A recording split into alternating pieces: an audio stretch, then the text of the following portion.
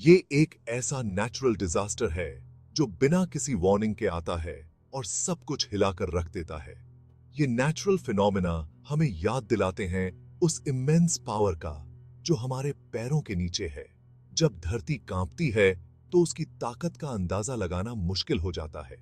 एक heart beat में जमीन हिलने और अनस्टेबल सरफेस में तब्दील हो सकती है, पीछे छोड़ के तबाही का मंजर। लोग अपनी जान बचाने के लिए भागते हैं और हर तरफ अफरा तफरी मच जाती है। अर्थक्वेक्स तब आते हैं जब बिल्ट अप प्रेशर रॉक्स की स्ट्रेंथ से ज्यादा हो जाता है फॉल्ट लाइंस के पास, जिससे एनर्जी का सडन रिलीज होता है। ये एनर्जी साइज्मिक वेव्स के रूप में फैलती है।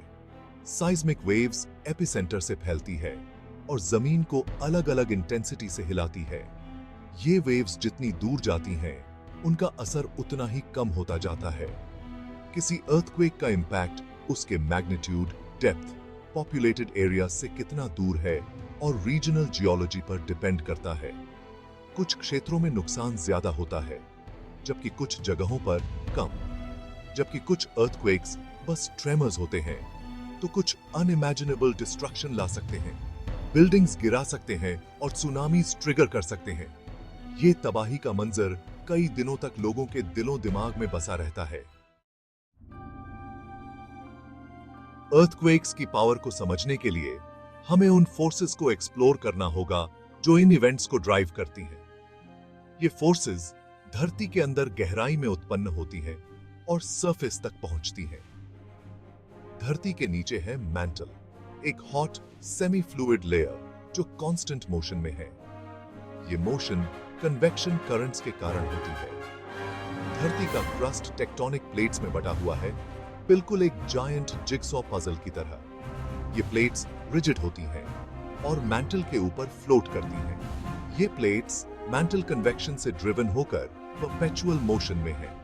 ये मोशन बहुत धीमी होती है, लेकिन इसके प्रभाव बहुत बड़े होते हैं। ज्यादातर अर्थक्वेक्स प्लेट बाउंड्रीज के पास आते हैं, जहां टेक्टोनिक फोर्सेस कॉन्सेंट्रेटेड होती हैं। ये बाउंड्रीज स्ट्रेस और स्ट्रेन के मुख्य केंद्र होते हैं। प्लेट बाउंड्रीज 3 तरह की होती हैं: डाइवर्जेंट, कन्वर्जेंट और ट्रांसफॉर्म। हर बाउंड्री का अपना यूनिक बिहेवियर और इंपैक्ट होता है। डाइवर्जेंट बाउंड्रीज पर प्लेट्स एक दूसरे से दूर जाती हैं, नया क्रस्टल मटेरियल क्रिएट करती हुई। ये प्रोसेस मिड ओशन रिजेस पर सबसे ज्यादा कॉमन है। कन्वर्जेंट बाउंड्रीज टकराव के जोन्स होते हैं, जहां अक्सर एक प्लेट दूसरी के नीचे चली जाती है, जिसे सबडक्शन कहते हैं। ये जोन्स बहुत ही एक्टिव और डेंजरस हो सकते हैं। ट्रांसफॉर्म बाउंड्रीज, जैसे कि सैन एंड्रियास फॉल्ट में प्लेट्स एक दूसरे के साइड से स्लाइड करती हैं। ये बाउंड्रीज फ्रिक्शन और शेयर स्ट्रेस के कारण बहुत ही कॉम्प्लेक्स होती हैं।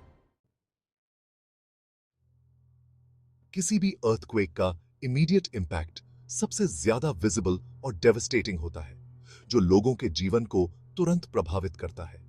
जमीन का हिलना अलग अलग इंटेंसिटी का हो सकता है, जिससे खड़े रहना मुश्किल हो जाता है और चीजें इधर उधर गिरने लगती हैं, जिससे पैनिक और केओस फैलता है।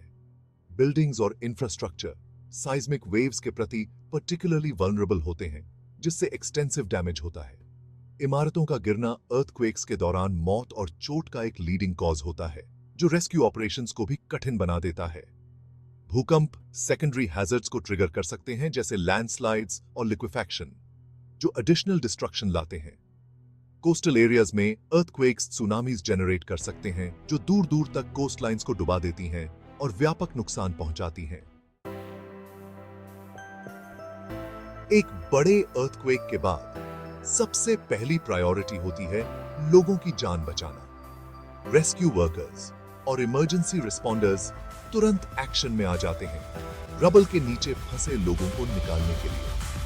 सर्च एंड रेस्क्यू टीम्स समय के खिलाफ रेस लगाते हैं सर्वाइवर्स को लोकेट करने और उन्हें निकालने के लिए। ये टीमें स्पेशली ट्रेन्ड डॉग्स और एडवांस्ड टूल्स का इस्तेमाल करती हैं। शेल्टर, खाना, पानी और मेडिकल सप्लाईज प्रोवाइड करना सबसे जरूरी हो जाता है। वॉलंटियर्स और रिलीफ ऑर्गेनाइजेशंस तुरंत टेम्पररी शेल्टर्स सेटअप करते हैं और बेसिक नेसेसिटीज डिस्ट्रीब्यूट करते हैं। एसेंशियल सर्विसेज को रिस्टोर करना रेस्क्यू और रिलीफ ऑपरेशंस के लिए क्रूशल होता है। रोड्स को क्लियर करना, पावर लाइंस को रिस्टोर करना और डैमेज्ड इंफ्रास्ट्रक्चर को रिपेयर करना इमीडिएट प्रायोरिटीज में शामिल होते हैं। लॉन्ग टर्म रिकवरी में कई साल लग सकते हैं और इसके लिए सिग्निफिकेंट रिसोर्सेज और प्लानिंग की जरूरत होती है। होम्स को रिबिल्ड करना, इंफ्रास्ट्रक्चर को रिस्टोर करना और कम्युनिटी को सपोर्ट करना एक लंबी प्रक्रिया है। साइकोलॉजिकल ट्रॉमा को एड्रेस करना कम्युनिटी रेजिलियंस और वेलबींग के लिए एसेंशियल है। काउंसलर्स और सपोर्ट ग्रुप्स सर्वाइवर्स की मदद करते हैं ताकि वे अपने ट्रॉमा से उबर सकें और नॉर्मल लाइफ में वापस आ सकें।